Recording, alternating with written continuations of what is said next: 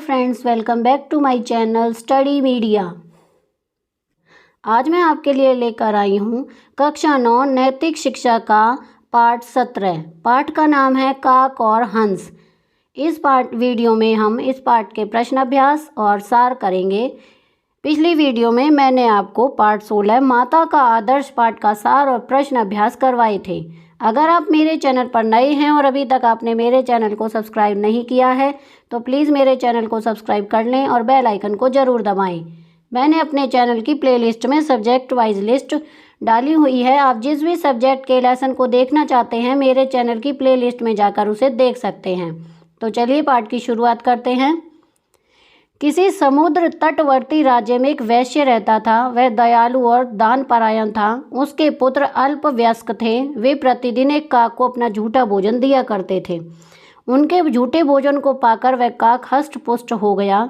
वह गर्वित होकर अपने सजातियों को अपमानित करने लगा। एक बार मानस सरोवरीवासी तीव्र गति वाले कुछ हंस समुद्र तट पर आए। तब काक ने एक हंस के साथ उड़ान भरने की बाजी लगाई। इस पर सारे हंसों ने हंसी उड़ाते उस काक से कहा, हम मानसरोवर वासी हंस हैं और सर्वत्र उड़ते रहते हैं। तुम काक होकर हमें क्यों चुनौती देते हो? हंसों की बात सुनकर काक ने उनकी निंदा की और अपनी प्रशंसा करते हुए बोला, मैं 101 प्रकार की उड़ानें भरता हूँ। उनमें से प्रत्येक उड़ान 7 योजन की होती है। मेरी उड़ानें अद्भुत होती हैं, यथा ऊंचा उड़ना, नीचा उड़ना, चारों ओर उड़ना तथा तिरछा उड़ना आदि। जब मैं तुम्हें ये सब गतियाँ दिखाऊंगा तब तुम मेरी शक्ति पर विश्वास करोगे। तुम बताओ कि मैं कौन सी उड़ान भरूं? तब हंस ने हंसकर कहा, काक तुम अवश्य ही 100 से अधिक प्रकार की उड़ानें भर सकते हो, किंतु मैं एक ही प्रकार की उड़ान में दक्ष हूँ। तुम्हें जो उड़ान उचित लगे उसी से उड़ो। यह सुनकर वहाँ उपस्थित अन्य काक कहने लगे, यह हंस एक ही उड़ान से 100 प्रकार की उड़ानों को कैसे जीत सकता है? तब काक और हंस स्पर्धा करते हुए उड़ने लगे। काक अलग अलग प्रकार की उड़ानों से दर्शकों को चकित करने लगा। हंस अपनी एक ही प्रकार की मृदुल गति से उड़ता रहा। काक की तुलना में उसकी गति अति मंद थी। यह देखकर अन्य काक हंसों का तिरस्कार करने लगे। देखो, हंस काक से पिछड़ता जा रहा है। यह सुनकर हंस ने उत्तरोत्तर वेग बढ़ाते हुए उड़ना आरंभ किया। काक थकावट महसूस कर रहा था। उसे विश्राम के लिए कोई वृक्ष या द्वीप दिखाई नहीं दे रहा था। घबराकर वह सोचने लगा कि मैं थककर कहीं समुद्र में ही न गिर जाऊं। अंततः वह हंस के पास गया। तब हंस ने देखा कि काक समुद्र जल में गिरने वाला ही है, तो उसे बचा लेने के उद्देश्य से उसने कहा, बंधु, तुमने अपनी अनेक प्रकार की उड़ानों का बखान करते समय अपनी इस गुप्त उड़ान का जिक्र नहीं किया। इस समय तुम किस उड़ान से उड़ रहे हो? तुम्हारी चोंच और पंख तो जल का स्पर्श कर रहे हैं।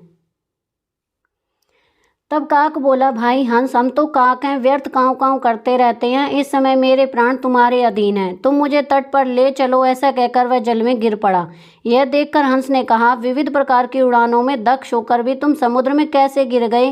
काक ने उत्तर दिया, झूठे अन्न का भक्षण करते करते मेरा मन विचलित हो गया था और मैं स्वयं को गरुड़ के समान मानने लगा था। सजातीय काकों तथा अन्य पक्षियों का अपमान भी करता था, किंतु अब मैं तुम्हारी शरण में हूँ। तुम मुझे किसी द्वीप या तट पर पहुंचा दो। यदि मैं जीवित रहा तो भविष्य में किसी का अपमान नहीं करूंगा। ऐसा कहकर वह अचेत सा होकर जल में डूबने लगा। हंस को उस पर दया आ गई। उसने पंजों से पकड़कर काक को अपनी पीठ पर लाद लिया और उसे लेकर उसी स्थान पर लौटा जहां से वे दोनों प्रतिस्पर्धा करते हुए उड़े थे। वहां जाकर उसने काक को धैर्य बंधाया और स्वयं उड़कर दूर देश को चला गया। अब हम इस पाठ के प्रश्न अभ्यास करेंगे। प्रश्न 1, जैसा खाएंगे अन्न वैसा बनेगा मन। काक के संदर्भ में इस उक्ति की पुष्टि करो। उत्तर, काक वैश्य का झूठा खाना खाकर हष्ट पुष्ट हो गया था। वह झूठे खाकर भी अपने साथियों का अपमान किया करता था, उनको कमजोर बताया करता था। काक ने जैसा अन्न खाया था उसका मन भी वैसा ही हो गया था। प्रश्न 2, किस भय के वशीभूत होकर काक को अपनी गलती स्वीकार करनी पड़ी? उत्तर है, डूबने के भय से। प्रश्न 3, इस कहानी से हमें क्या संदेश मिलता है? अपने शब्दों में लिखो। उत्तर, इस कहानी से हमें संदेश मिलता है कि हमें दूसरों का मजाक नहीं उड़ाना चाहिए।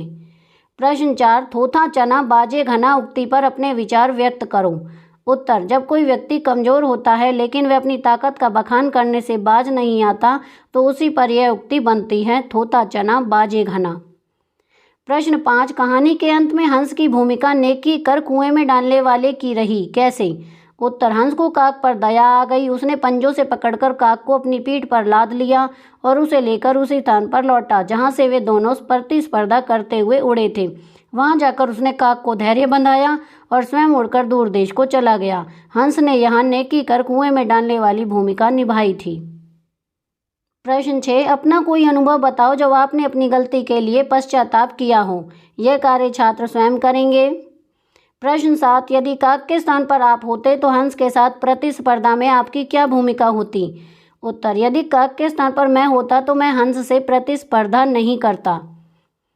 प्रश्न 8, प्रशंसा का महत्व तब ही है जब वह किसी अन्य के द्वारा की जाए। आत्म प्रशंसा प्राय महत्वहीन होती है। इस संदर्भ में अध्यापक कक्षा में चर्चा कराएं।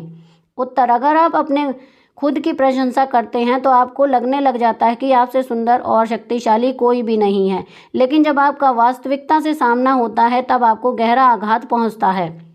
इसलिए प्रशंसा का महत्व तभी होता है जब वह किसी दूसरे के द्वारा की जाए। तो यहाँ पर हमारी ये वीडियो ख़त्म होती है। अगली वीडियो में मैं आपको पाठ 18 अपने मित्र बने शत्रु नहीं पाठ का सार और प्रश्न अभ्यास करवाऊंगी। आपको मेरी ये वीडियो कैसी लगी मुझे कमेंट करके ज़रूर बताएं। मेरी वीडियो को लाइक करें, शेयर करें और चैनल को सब्सक्राइब करना ना भूलें। Thank you.